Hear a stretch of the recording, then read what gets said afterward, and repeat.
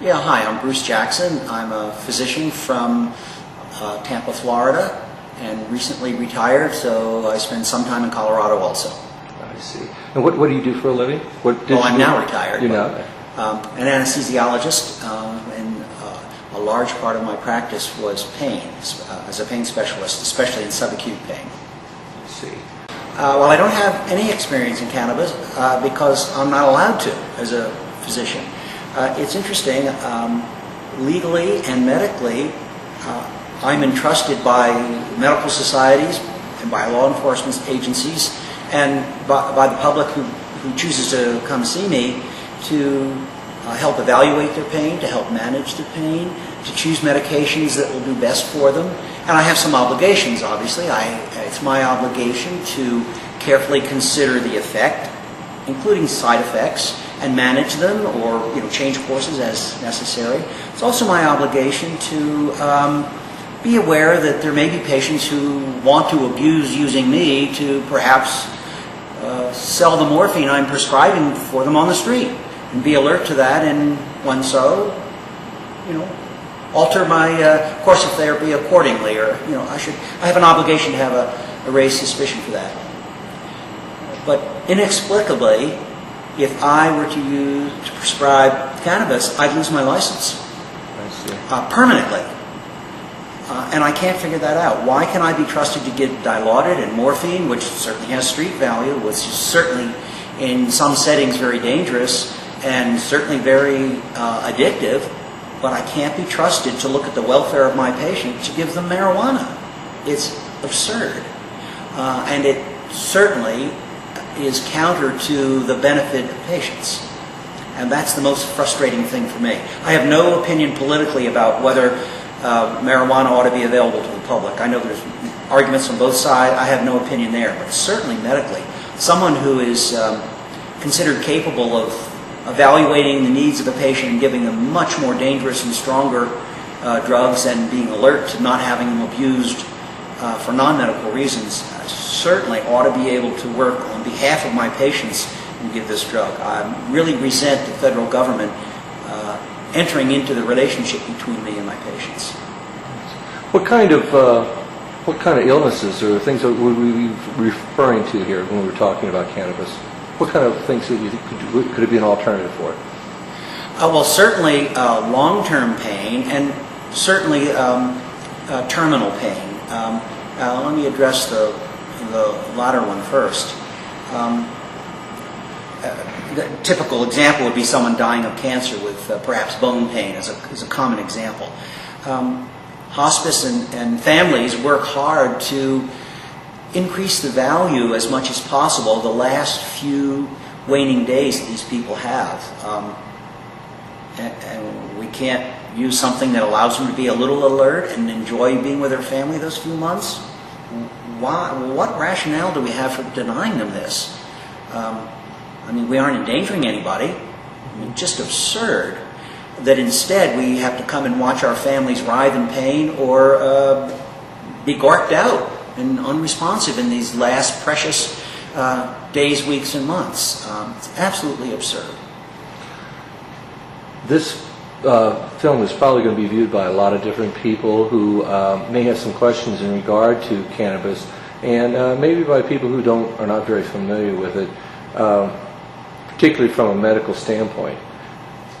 What would you say in regard to that to those people? Well, unfortunately, I don't have any experience using it because I haven't been allowed to. But obviously, where legal, I have used it a lot in selected patients, not in everyone, of course, and would have a lot of experience and could better address what you're saying.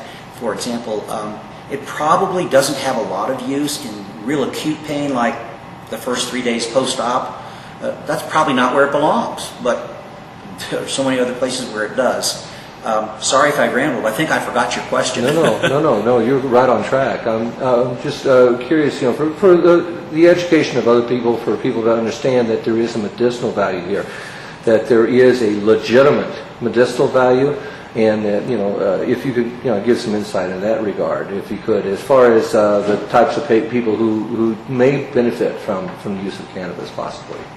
Well, there may be a wide variety of patients that we don't even know about because we haven't been able to use it. But the classic ones would be anyone with chronic pain. That might even include people with severe arthritis. Who knows? But you talk about a common disease, that's a common one. There are certainly some who suffer with pain daily. Whether it's effective in that, I don't know. But we need to know that. We may offer them a lot of useful function in their life. And their life certainly isn't shortened by that pain, but their function and their pleasure certainly is. So that would be one area that, perhaps there are those who've looked at it, but certainly those of us in just general medicine don't know that because we haven't been allowed to explore it. There may be a wealth of people, certainly post-trauma people may have long-term chronic pain.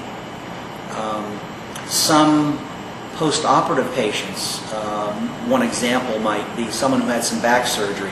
Sometimes the back surgery is very successful, but they're left with some lifetime chronic pain. That's probably a case where cannabis could be used. Certainly they'd be more functional than if they took Dilaudid or morphine. And again, the more extreme things such as dying or other serious pain ailments. And my problem is I don't have the experience because we haven't used it, so I'm not sure I can address your question any better. What would you say to the federal government? You have no business interfering in this. There's nothing that I can see in the Constitution that says you have a right to do this. As a matter of fact, the Constitution spells out what the federal government may or may not do, and it says all others it may not do. So if there's a law against using cannabis, it would appropriately come from the states. The states, depending upon their individual constitutions, may or may not be allowed to interfere with that relationship. A physician is not licensed by the federal government. He's licensed by the state. Okay. He takes examinations for the state.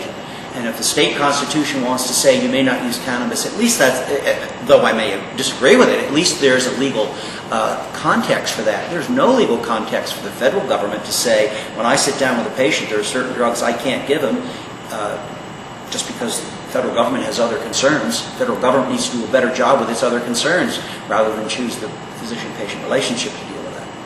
So you would agree then that people should not have to migrate to a state that's more lenient. They should be able to have these things available to them where they are at? One would hope that the states, even though they might legally be able to ban it, would understand that it's foolish and even reckless to ban it. I mean, it's the state's obligation. I mean, the reason for a state to have a government is to look after the welfare of its citizens. There you go. That's the reason. Who needs state government if there isn't that? And how can they best do that? Well, one is when they are hurting and afflicted with various medical problems to be able to use effective medications. And none of this addresses the issue of should it be legally available to the public. I'm not even touching that. And I know there's arguments for and against that. That's not this topic. This topic is medically. Very good. That's right. Well, sir, I really want to thank you for taking the time to do this interview with me today. This will be a big benefit. Oh, well, it's my pleasure, and I want to wish you the best. And, if we don't all speak, we certainly won't be heard. There you go. Good point. Thank you very much. Excellent point.